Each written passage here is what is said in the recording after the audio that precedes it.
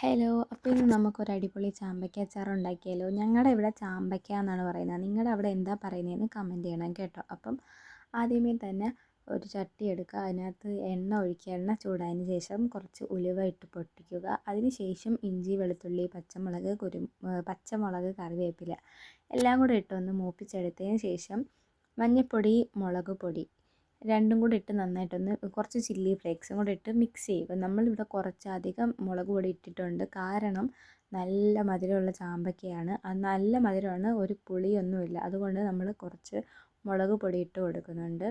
എന്നിട്ട് അതിൻ്റെ പച്ചമണം ഒന്ന് മാറി വരുമ്പോൾ കുറച്ച് കായപ്പൊടിയും കൂടി ഇട്ട് നന്നായിട്ടൊന്ന് മിക്സ് ചെയ്തെടുക്കുക.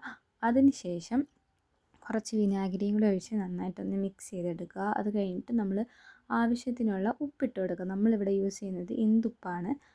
ആവശ്യത്തിനുള്ള ഉപ്പ് ഇട്ട് കൊടുത്ത് നന്നായിട്ടൊന്ന് മിക്സ് ചെയ്തെടുക്കുമ്പോഴത്തേക്കും കുറച്ചും കൂടെ വിനാഗിരി ആവശ്യമുണ്ടെന്ന് തോന്നി. അങ്ങനെ കുറച്ചും കൂടെ വിനാഗിരി ഒഴിച്ച് കൊടുത്തു. കാരണം പുളിയില്ലാത്ത ചാമ്പയ്ക്ക ആയതുകൊണ്ട് കുറച്ചധികം വിനാഗിരി തന്നെ ഒഴിച്ച് കൊടുത്തു.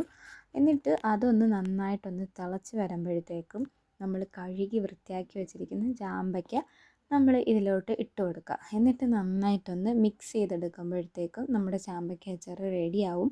ഇതിൻ്റെ മണ്ടയിൽ നമ്മൾ കുറച്ച് വറുത്ത കടുകും ഉലുവയും കൂടെ പൊടിച്ച് ഇട്ട് കൊടുക്കുന്നുണ്ട്. അത് വീഡിയോ എടുക്കാൻ മറന്നുപോയി, അവസാനമാണ് ഇട്ടത്. അത് പിന്നെയാണ് ഓർമ്മ വന്നത്.